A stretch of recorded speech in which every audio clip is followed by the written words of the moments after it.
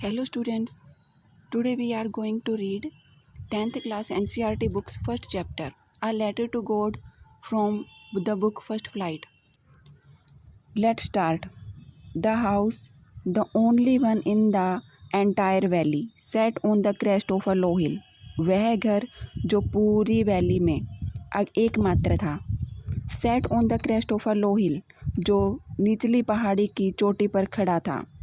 From this height, one could see the river and the field of ripe corn dotted with the flowers that always promised a good harvest. इस ऊंचाई पर से आदमी नदी को तथा पके हुए अनाज के उस खेत को देख सकता था जो हर जगह ऐसे फूलों से भरा हुआ था जो सदा एक अच्छी फसल के होने का भरोसा दिलाते थे. The only thing the earth needed was a downpour or at least a shower. एकमात्र चीज जिसकी धरती को जरूरत थी वह थी एक भारी बारिश अथवा कम से कम एक बौछार. Throughout the morning, Lencho, who knew his fields intimately, had done nothing else but seen the sky towards the northeast. उस पूरी प्रातः के दौरान लेंचो, जो अपने खेतों को पूरी तरह से जानता था, ने उत्तर पूर्व के आकाश को देखने के अतिरिक्त अन्य कोई काम नहीं किया था.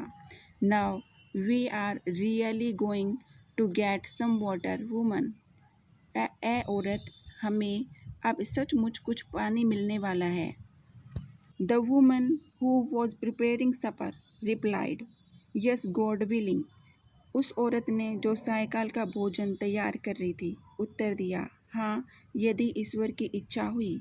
The older boys were working in the field while the smaller ones were playing. जो लड़के आयु में बड़े थे वे खेत में काम कर रहे थे जबकि छोटे लड़के घर के नज़दीक खेल रहे थे. Until the woman called to them all, come for dinner.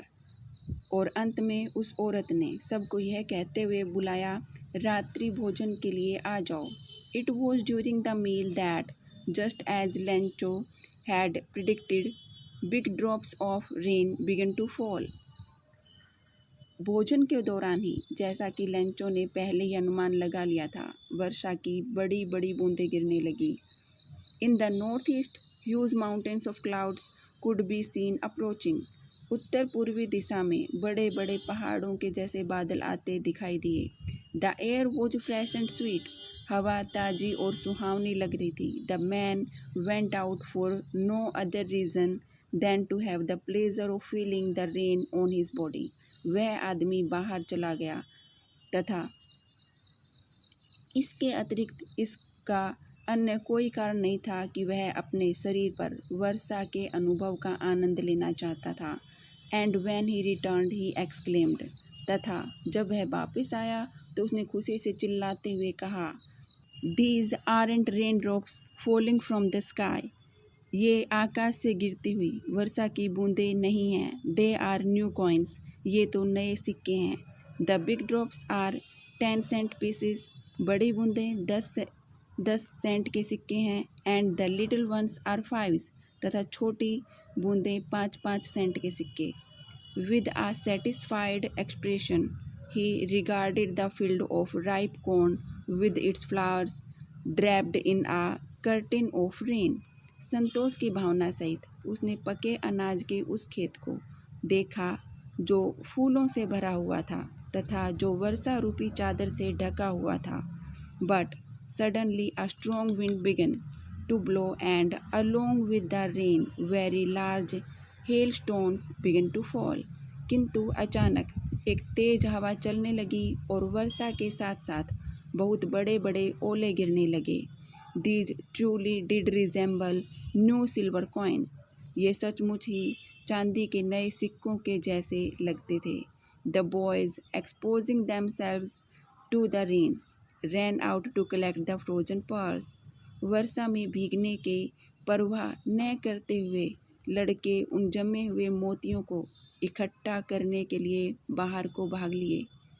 It's really getting bad now, exclaimed the man. I hope it passes quickly. अब मौसम सचमुच खराब होता जा रहा है. लेंचो ने दुखी होते हुए कहा, मुझे आशा है कि यह शीघ्र ही समाप्त हो जाएगा। It did not pass quickly, किंतु यह शीघ्र समाप्त न हुआ। For an hour the hell rained on the house. लगातार 1 घंटे भर तक ओले बरसते रहे। घर के ऊपर, द गार्डन बाग के ऊपर, द हिल साइड चोटी के ढलान पर, द कॉर्नफील्ड्स अनाज के खेत में, ऑन द होल वैली और पूरी घाटी के ऊपर। The field was white as if covered with salt. खेत सफ़ेद हो गया मानो यह नमक से ढका हुआ हो। Not a leaf remained on the trees. पेड़ों के ऊपर एक पत्ता भी न रहा। The corn was totally destroyed. अनाज पूरी तरह से नष्ट हो गया। The flowers were gone from the plants. पौधों पर से फूल जाते रहे। Lencho's soul was filled with sadness. Lencho की आत्मा उदासी से भर गई। When the storm had passed, he stood in the middle of the field and said to his sons.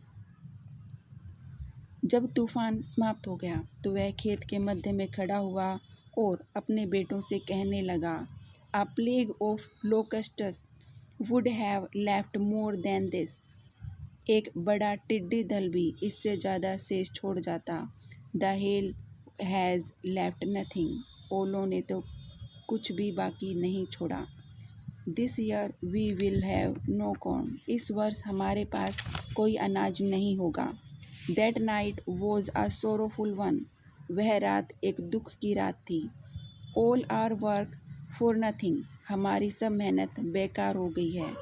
There is no one who can help us. कोई नहीं है जो हमारी मदद कर सके। We will all go hungry this year. इस वर्ष हम सबको भूखे रहना होगा। But in the hearts of all who lived in that solitary house in the middle of the valley there was a single hope, help from God. किंतु उन सभी लोगों के दिल में जो घाटी के मध्य उस एकमात्र घर में रहते थे, वहाँ एकमात्र आशा थी, अब भी थी, ईश्वर से मदद की आशा। Don't be so upset even though this seems like a total loss. इतना दुखी मत बनो, यद्यपि ऐसा लगता है कि सब लुट गया है। रिमेंबर, याद रखो, no one dies of hunger. कोई भी भूख से नहीं मरता। That is what they say, no one dies of hunger. कहते तो ऐसा ही है, भूख से कोई नहीं मरता। All through the night Lencho thought only of his one hope, the help of God, whose eyes as he had been instructed sees everything even what in deep in one's conscience. पूरी रात भर Lencho अपनी एकमात्र आशा के विषय में सोचता रहा, उस ईश्वर की सहायता के बारे में जिसकी आंखें, जैसा कि उसे सिखाया गया था, सब कुछ देखती हैं, उस चीज़ को भी जो मनुष्य के गहरे अंतर्मन में होती हैं। Lencho was an ox of a man working like an animal in the fields. Lencho बैल की भांति काम करने वाला व्यक्ति था। वह खेतों में एक पशु की भांति काम करता था। But still he knew how to write. किंतु फिर भी उसे लिखना आता था। The following Sunday at daybreak he began to write a letter which he himself would carry to town and place in the mail. आगामी रविवार के दिन प्रातः होते ही वह एक पत्र लिखने लगा जिसे वह स्वयं नगर ले जाकर डाक में डालना चाहता था। It was nothing less than a letter to God. यह पत्र ईश्वर को लिखे गए पत्र से कोई कम पत्र नहीं था। गॉड, ही रोट, प्रभु, उसने लिखा, if you don't help me my family and I will go hungry this year. यदि आप मेरी सहायता नहीं करेंगे तो मुझे और मेरे परिवार को इस वर्ष भूखे रहना होगा। I need 100 pesos in order to sow my field again and to live until the crop comes. मुझे अपने खेत को फिर से बोने के लिए और अपना गुजारा चलाने के लिए 100 पैसों की ज़रूरत है जब तक कि अगली फसल नहीं आती। बिकॉज द हेल स्टॉर्म, क्योंकि ओलों ने। He wrote to God on the envelope, put the letter inside, and still troubled went to town. ईश्वर को। उसने लिफाफे पर ये शब्द लिखे और पत्र को इसके अंदर डाल दिया। अभी भी वह चिंतित सा हुआ नगर की तरफ चल दिया। At the post office he placed a stamp on the letter. डाकघर पहुंचकर उसने पत्र पर टिकट लगाई and dropped it into the mail box और इसे डाक वाले डिब्बे में डाल दिया। One of the employees who was a postman and also helped at the post office went to his boss laughing heartily। कर्मचारियों में से एक व्यक्ति जो एक डाकिया था और डाकघर के काम में हाथ बटाया करता था, खूब हंसता हुआ अपने अफसर के पास गया and showed him the letter to God, और उसे ईश्वर को लिखा गया वह पत्र दिखाया। Never in his career as a postman had he known that address. डाकिये के रूप में अपने पूरे कार्यकाल के दौरान उसने ऐसा पता कभी नहीं देखा सुना था। The post master, a fat amiable fellow, also broke out laughing, but almost immediately he turned serious and tapping the later on his desk commented. Postmaster, जो मोटे शरीर वाला एक सद्भावनापूर्ण व्यक्ति था, की भी हंसी छूट गई, किंतु लगभग तुरंत ही वह गंभीर हो गया और डेस्क के ऊपर पत्र को टपटपाते हुए कहने लगा, व्हाट फेथ, कैसी आस्था है।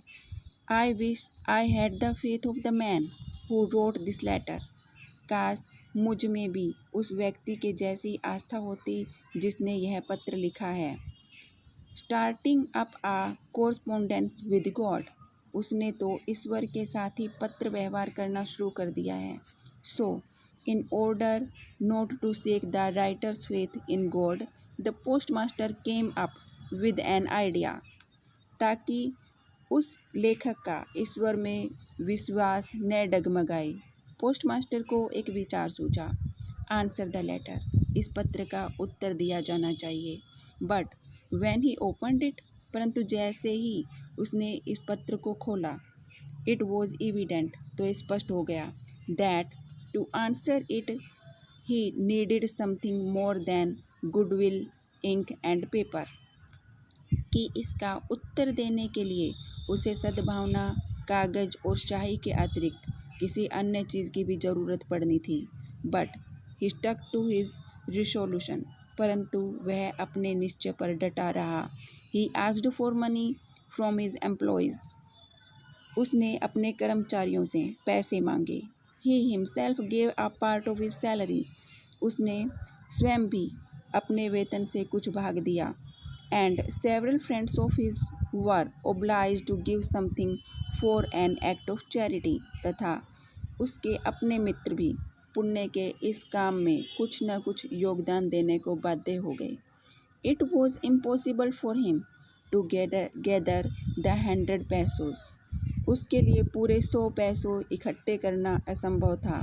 सो he was able to send the farmer only a little more than half, इसलिए वह किसान को केवल आधे से थोड़ा अधिक ही भेजने में समर्थ हो पाया।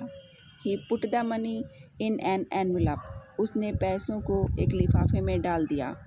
एड्रेस टू लेंचो, जिस पर लेंचो का पता लिखा हुआ था। And with it a letter containing only a single word as a signature God, और उन पैसों के साथ एक पत्र रख दिया जिस पर केवल एक ही शब्द हस्ताक्षर के रूप में अंकित था, ईश्वर। The following Sunday, Lencho came a bit earlier than usual to ask if there was a letter for him. आगामी रविवार को लेंचो प्राय से कुछ पहले ही वहाँ पर पहुँच गया, यह पूछने के लिए कि क्या उसके लिए वहाँ कोई पत्र आया था। It was the postman himself who handed the letter to him. यह स्वयं डाकिया ही था जिसने उसे पत्र दिया।